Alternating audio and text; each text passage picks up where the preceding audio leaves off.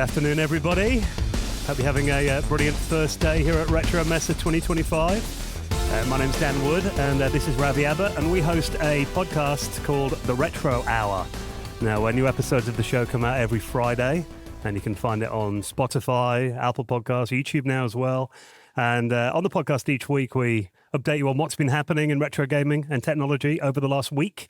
And the main bit of the show is when we welcome on industry legends to tell us their story. And that's exactly what we're doing this weekend here at Retromessa. Now, today we're joined by someone who is incredibly well known in the world of video game music, particularly back in the day on the Commodore 64.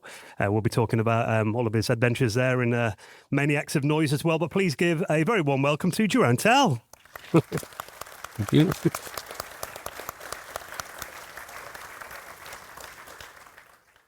So, Jeroen, it's always interesting to go back to the start. So what initially got you interested in computers? Where did your journey begin? Computers on itself, for example, were just cool things that you could use, but particularly was not interested in music or something. I got more interested in well, if you want to know about computers, how I got into that, yeah. More that I was interested in just working with computers, but not particularly sound or something like that. Mm-hmm. Really expensive machines. I mean, my uncle got like a IBM computer, one of the first ones, and just fiddling around a little bit in BASIC as they had was fun. But when I just got to Commodore 64, the real fun started. Yeah. And then I wanted to the things that really got us started to mix them together was I had a Casio watch, a very simple one. We played these little melodies like diddle diddle diddle diddle do, but that someone programmed that inside of that. I want to do that with this SID chip, and better, you know. Yeah, that's how that kicked off basically. Well, with your music, you're really known for the kind of intricacies of using the SID chip, and I was just wondering how you kind of learnt about the SID and started making routines and all the tips and tricks. Well, I started programming a little bit with it, but there was this bleeps and blops. I didn't really know what the thing could do until people like Rob Hubbard came out and they made like these beautiful melodies, and they had like this effects and pulse width modulation, arpeggios, and I was like, holy, I want to do this too. And then, we've got Ben Daglish, Martin Galway, were like the three that I would say the legends that got me started. And I started fiddling around with BASIC, which was not enough. Then hacked into a Hubbard's routine, was able to make some songs in that.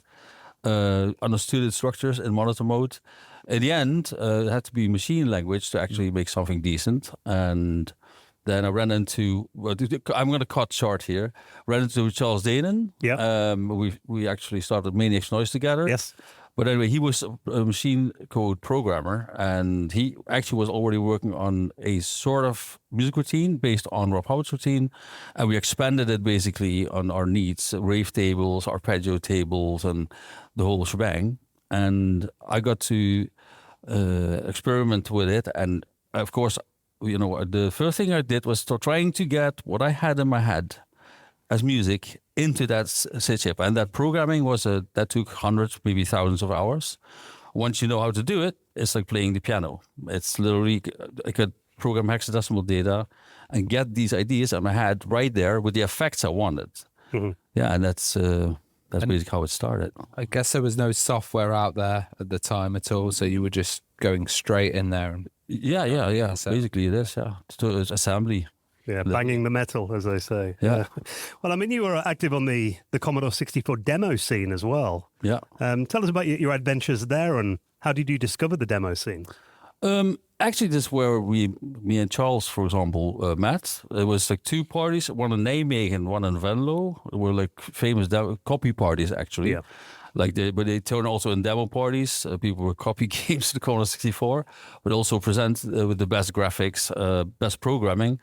Not much best music because no one was making music. Yeah. And that was really cool that I was able to do it. I made like cracktros for Hotline and all that stuff. That was a lot of fun to do. Actually, sometimes published the music that was supposed to be for a game first in some kind of demo. The Cracktros always had the best music, though. Yeah, they're incredible. And there was a limitation with size on the Cracktros as well. Did that change the way that you created music? Oh yeah. You had to like sometimes make them into 2 or 3 kilobytes. So you stripped all the data you didn't need. For example, if you had something like in the same sample, you just would have one indication for the length of the note, and then just have and it would know that the program would actually decode it. I mean, in fact, you didn't use. You would strip out every single byte to make it as short as possible, to as small as possible. Yeah, creativity is incredible. Well, you mentioned, meeting Charles and Maniacs of Noise starting. So what was the vision for the group when you first started it then? Well, we went to the PCW show, which was a big show in London for video game industry giants. Well, they were small compared to what they are now, but Electronic Arts, Ubisoft, Activision, all these guys. And we had I made demo musics for them, like 10 or something, handed out the discs, and we needed a name for our company. Well, it was a company in a way, but yeah, we were too young to register officially for a company. I was 14 or 15 and he was 16, 17, something like that.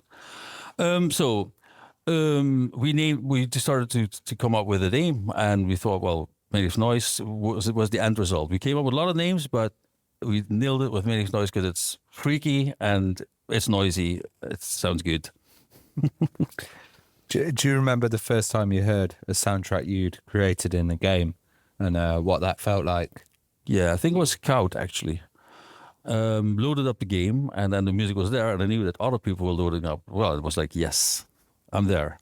It was really, especially the journey from trying to be able to make music for video games and to actually have one in in a video game. That is such an accomplishment. It feels like really accomplishment. Do you remember seeing the game on a shelf in a shop? Yeah. That's really amazing. Yeah. One of your early big projects as well was a Hawkeye for Thalamus in 1988. So how did you get involved with Thalamus and that game? What was kind of the story there? Well, the programmer of Hawkeye was a guy nearby from Boys Without Brains. It's like a demo group, basically, and they decided to want to make a game. They actually were working on a game already. First game with parallax scrolling, anything. But he knew me, and he said, well, you are the pointed man, because he was living nearby. Actually went down to his house, to be there for like 2 weeks or something, modifying the music and just seeing the code being developed and seeing the graphic being developed. That was actually, the thing is, like, there was a long story behind the soundtrack of that, because I did something with samples, which were it would take too much of the memory of the 64, so I had to strip that down. I came up with new melodies, but that was actually the soundtrack I made when I was 14, which was published when I was 15. So I'm actually somehow really pleased with that. But anyway, so anything went into the soundtrack. The title track was always very important on the Commodore 64. For some reason that is not lost art or something right now. But that defined the setting of the game, basically. In-game music generally was not often done, or it would be in-game music and the sound effects would cut the music off because there was only 3 channels to work with. So what I tried to do, use 2 channels for sound effects and make everything, the in-game music, with 1 channel only. So bass drum, kick, arpeggios, snare drum, the whole thing in that 1 channel, which was a challenge, but that worked really well. How did you achieve that then? Because that sounds... Yeah, that's a trick in the book. Like, you use wavetables, filter tricks, noise ticks. It's the best way I can describe it. Just to say, like, you would very quickly, and 50 times a second, you would update, like, then have the bass line, wow, then, and if you do it, that's how it would sound, for example. So you would imagine how you have to slow it down, and then your ears are tricked into thinking there's more going on than there actually is. Interesting. Was there kind of like a battle between chiptune artists to try and do the best technique, and were people helping each other out as well? I think it was never no, not a contest. It was just you're trying to make the best, get the best out of this chip. If you would see a trick being used by another artist, you would actually copy it. Yeah. Well, if it works, right? That's all I can say. But there was never that competition that I wanted to. Oh, I'm the best in the book. No. It's about trying to make the best music coming out of this SID chip. That was the. And I guess you heard someone's music and you went, "Wow, how did they do that?" And then try to replicate it yourself. Yeah. Any examples of that you can think of? Yeah, Rob Hubbard came up with the first wavetable stuff. Which one was it? There was many. Saboteur 2, I think. Yeah, it was really awesome.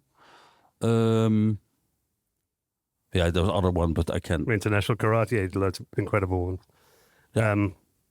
Well, obviously Cybernoid 1 and 2, massive Commodore 64 games. Really memorable music on those as well. So how did you approach doing the music for those games? Cybernoid 1, straight from my head. That means I just imagined the music. Actually, what I mostly did was sit down in front of the Commodore 64 and start thinking about a melody and the start. Just let the inspiration come through me or something. It's really weird. But remember, I was already really good at coding the notes. So I heard it in silent. I didn't have any instruments around. And just programmed all the notes and then assembled it, see if it sounded right. If there was something wrong or maybe I got a note wrong, then I would change it. But that's how I programmed that one. From beginning to end, just that. Cybernoid 2, actually I started playing on the piano first. That actually started on the piano, but then when I was finished with that intro, then I did it again the same way. Right. So just program it, assembling it, and then listen to it. Is it good? No, not good. And yeah, that's how it worked. Did things get a bit easier as software started to come out, and were there quicker ways of doing it, or were you just doing a assembly then? Yeah, well, when I still for fun, make music on the Commodore 64, I still do the same programming because it's easier, especially for the reason that you can hear what you're doing, but that actually doesn't distract you from whilst you're making it.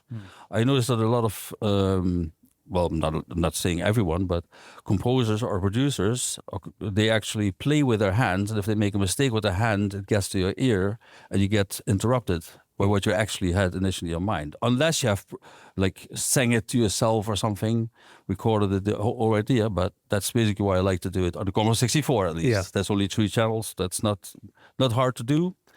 Of course, for our platforms, it's different. Yeah. Why did you start working with probe software? What was the story there? I got hired. I don't know for which game first, but could have been OutRun Europe, which was then at the time not published. And they started hiring me more often, especially during. They liked me to come over to London during weekends and when I had time off, vacation from school. Because I was still in school. Yeah, that's how it worked. Was there when I was 15, 16, 17. And, I did quite a bit of songs, Golden Axe, all these things. And when I was 17, I was still in school, and which is a really weird thing that happened. Came from school, and there was a Ferrari parked outside of my parents' house. And apparently Fergus McGovern, the boss of Probe Software, was inside the house, and he was there to ask me if I would turn 18, if I would come work for Probe Software permanently. And so it happened, basically. And and there's also a funny story behind it. I was actually drafted for the army when I was 18, but I said, well, I'm not going to go into the army. I'm going to go to work for Probe Software, which I did. And whilst I was there, I would have actually had to show up for the army.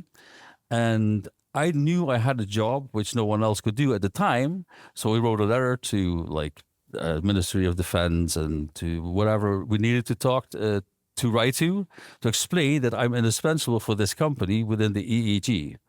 And they actually said, okay, you get 2 years off. Wow. But the chance was if I would go to the Netherlands, and I would not have done that, they would actually pick me up with the MP, military police. The probe software saved you, yeah. Did they help with a studio setup then and stuff? Did you have one in London that you were going to? Well, actually set up a little studio, basically. Yeah. What kind of equipment did you have? It was very simple. It was SY77 from the top of my head, a mixer. Well, most of the stuff was still on very simple machines. The most expensive thing at Probe Software was a Nintendo development kit, as we call it, £50,000 at the time. That was a lot of money. But anyway, so it was pretty simple, and most of the things I had to make for the Game Boy or for the Nintendo or Sega is all programmed anyway. So, yeah. Well, Myth History in the Making, that's got a really atmospheric soundtrack on that game. Obviously, mythological theme around that game. How did you approach the music for that game? Not that straight. It's real straightforward programming. Right. I had it in my head. I had this theme in my head, and thought, okay, let's program this, and then it just flows out of you. It's the best way you can describe it. Yeah. It's like I didn't compose it. It's like it flows through me. It's strange to say it. Of course, it's from my head somewhere, but yeah. Did you play the game first then? How did it kind of work? Was the music done while the game was being made, or was it? Well, often I didn't get anything. Just this is the title, this is the atmosphere, this is the theme, basically. Like this is a violent game or this is a platform game. Yeah. I knew that was a platform game, for example. I knew that was with an American boy-looking guy. But so I just came up with a melody, the same thing. Yeah. Yeah. Well, Turbo OutRun won Best Music on an 8-bit computer. In 1989, and I was wondering, like, what made that so special, and did you record your own voice on there as well? Well, to get everything together, to actually being able to sample your voice inside the Commodore 64 was a big task. I mean, if you go for the power cartridge I had to buy in Köln, in Germany, the program reference guide I had to buy in Amsterdam at some kind of fair. The SFX 100 sampler I had to buy in London at the PCW show. And then being able at home to actually record your own voice and put it into the music and have it accepted as well, because it took a lot of memory. But hearing your own voice on Commodore 64 inside the music, that was cool. That was simply cool.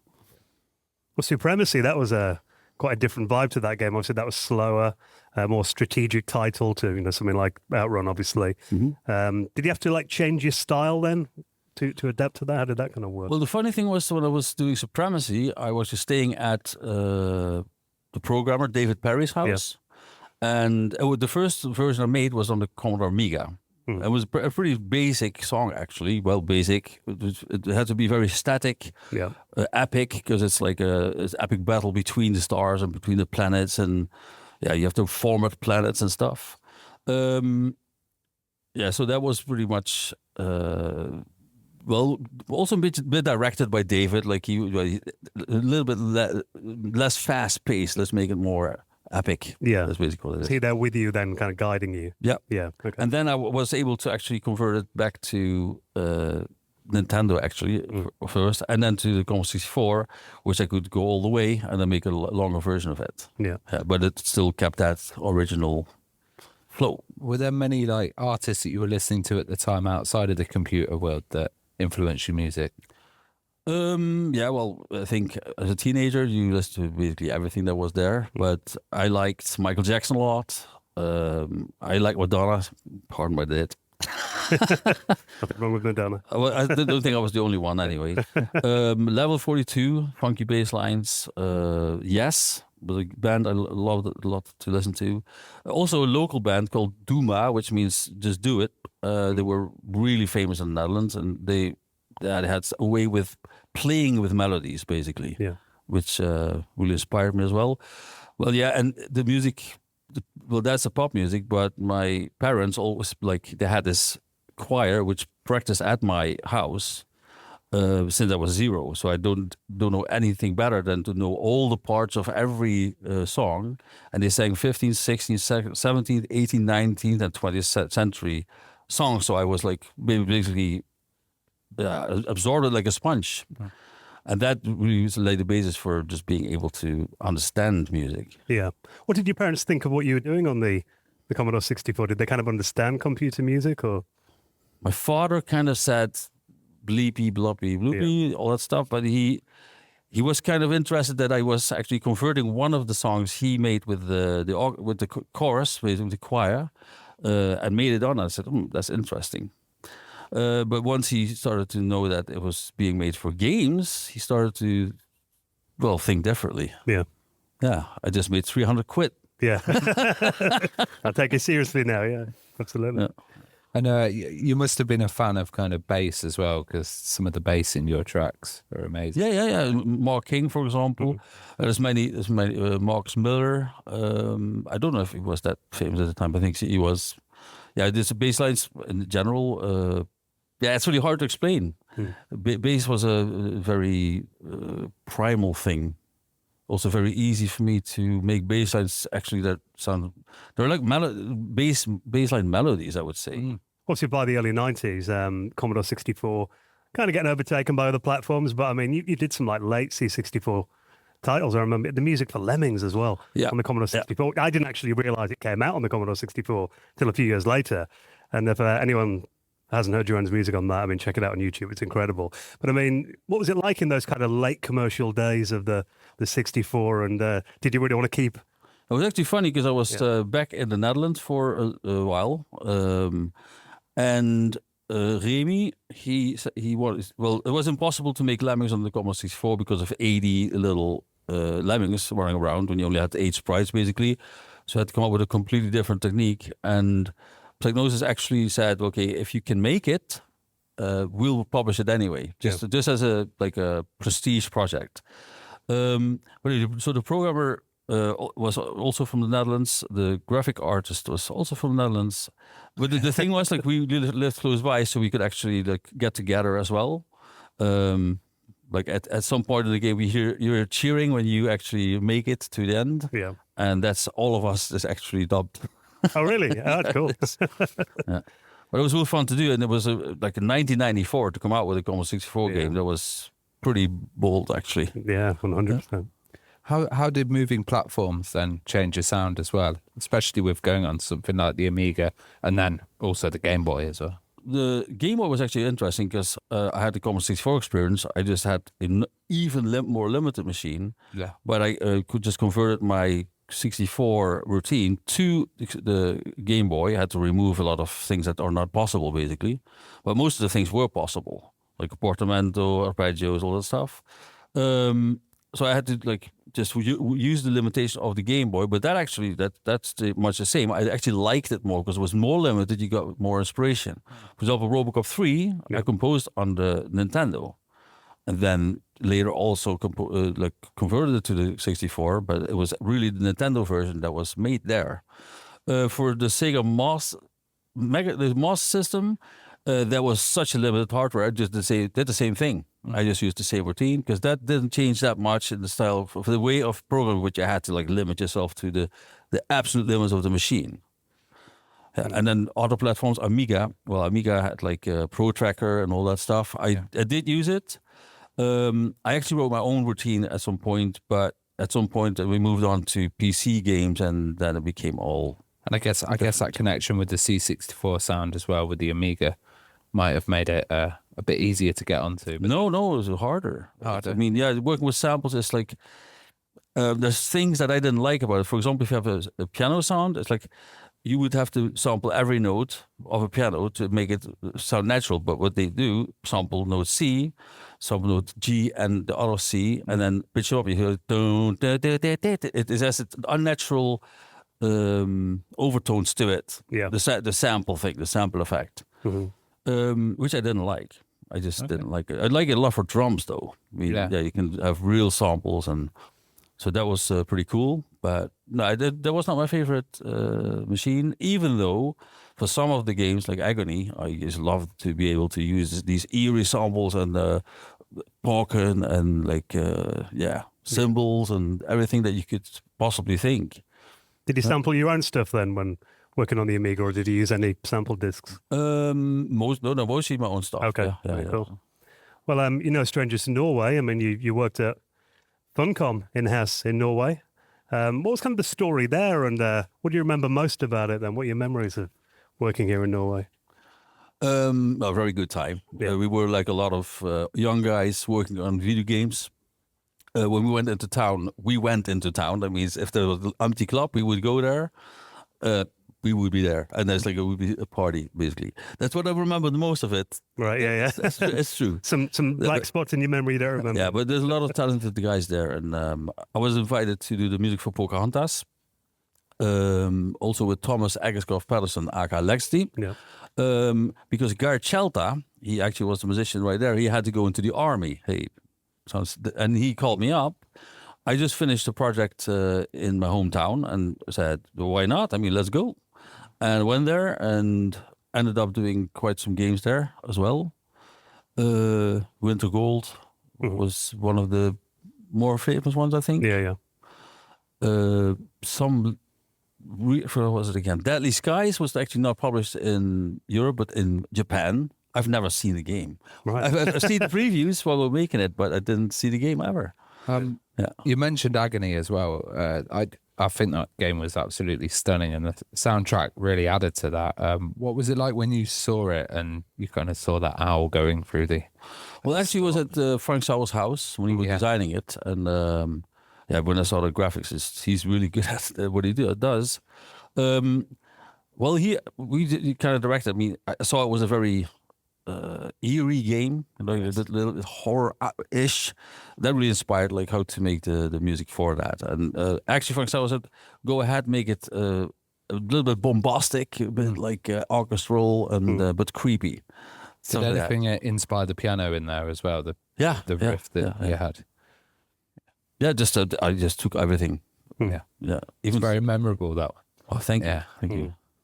I mean, did you change the way you worked when you were in studio versus freelance then? How did they kind of differ? Oh, you mean working in house? Yeah. Freelance? Nah, it didn't make difference. Okay. It's just a different place. That's instead of sitting at home or something or in the home studio or whatever, you just are there. Yeah.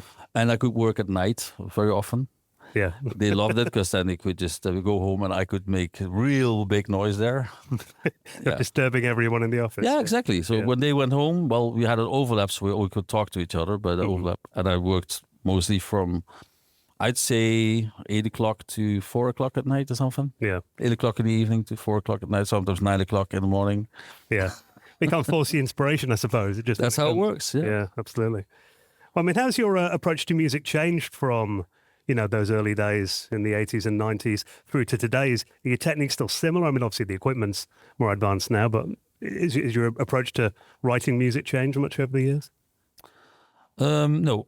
I think what you have to try to write, I mean, that's my personal opinion, is something that's memorable, sounds good. This is going to sound very stereotypical, but that has soul. Yeah. Especially with AI music being able to be made by scripting, I can hear it soulless. Yeah. I can really hear it. I tried it a lot just to see what it was, and even though it sounds good, you hear it stolen from this and this and this and this and this. Sometimes you can even remember, like you hear the voice, for example, it sang. It's literally ripped off from that singer. Yeah.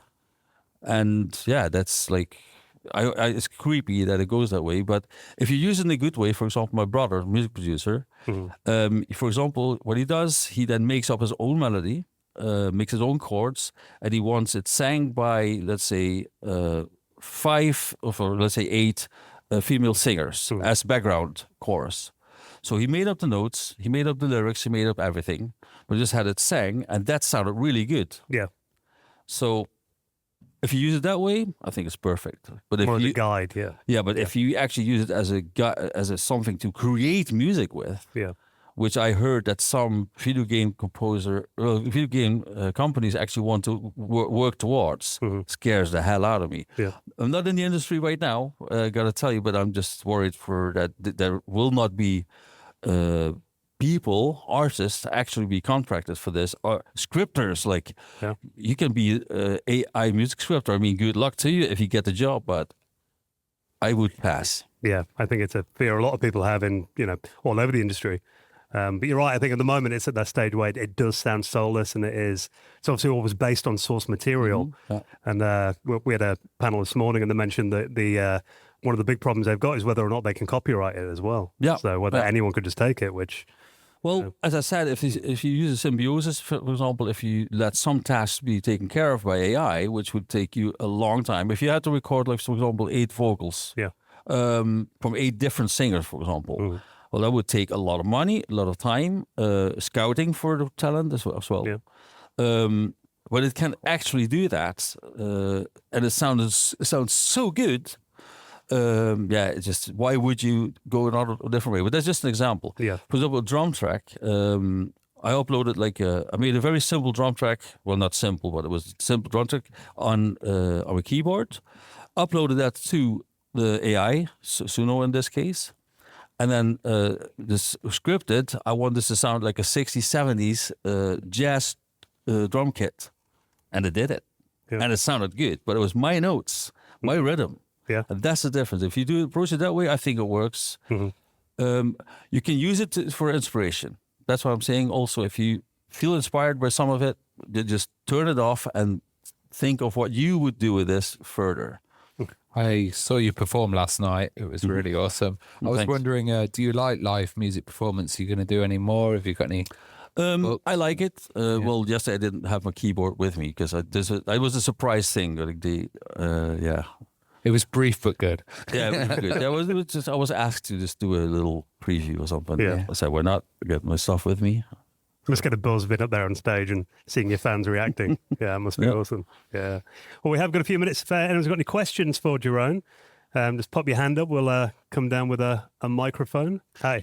You talked about a lot about the early days. Yeah. But for me and my friends, the golden years was like maybe the FastTracker years. Oh, yeah. Can you fill us in with some information? We love your module tracks there. Oh, yeah.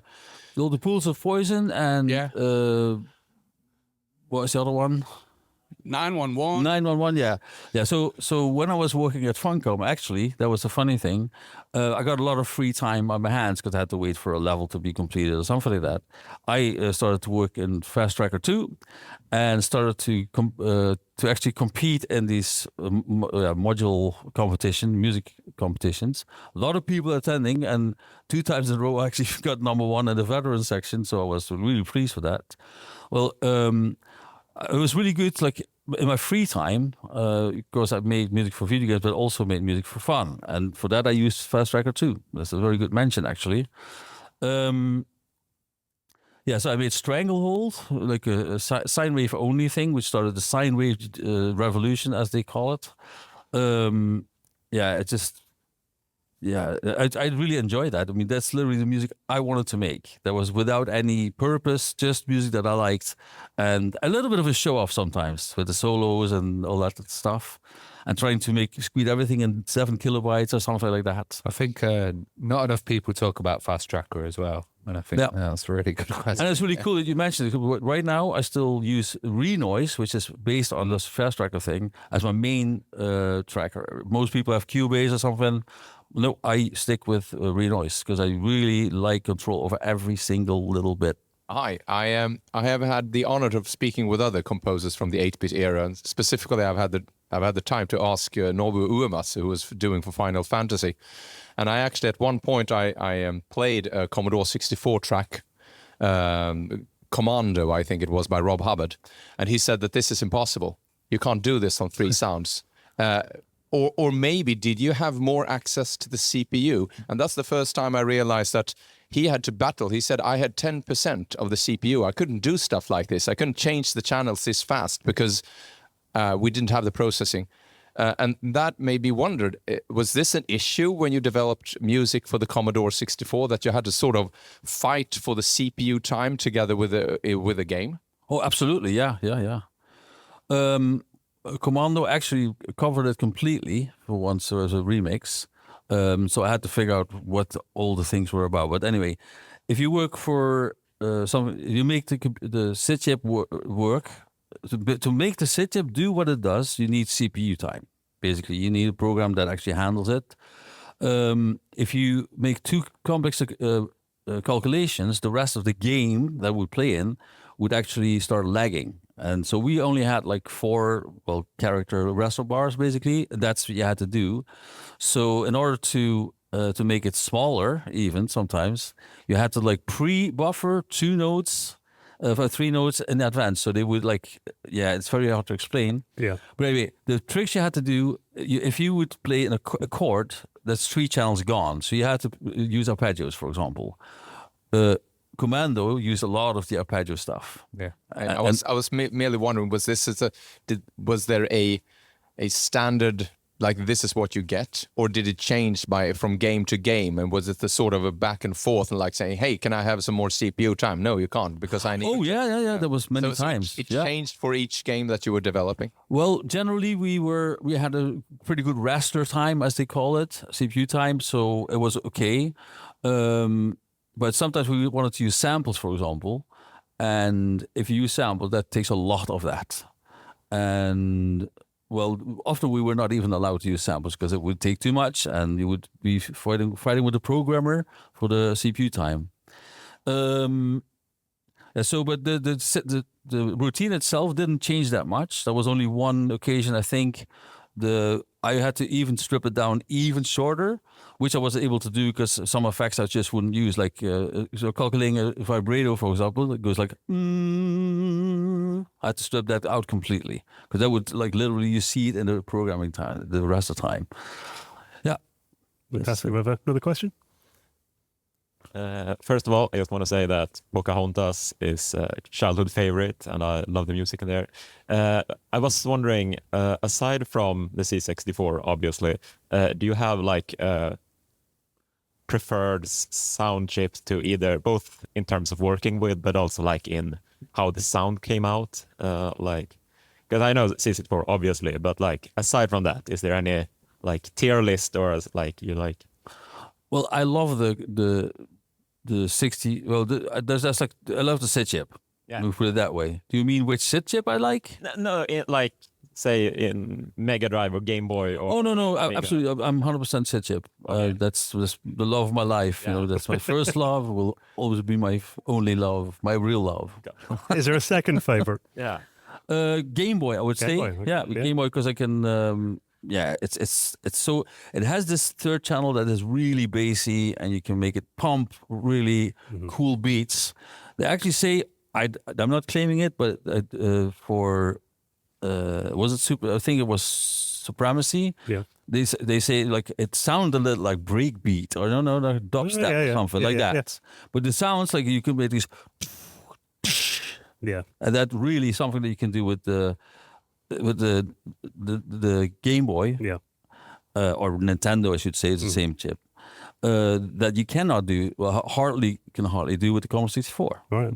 Yeah. And you can feel it vibrate in your hand as well. Yeah. Yeah. Well, if we have no more questions, we'll start to wrap up. We're nearly out of time. And just one final question. I mean, I'm sure many people are aware here. We were talking before we started the panel that Commodore as a company have recently come back again.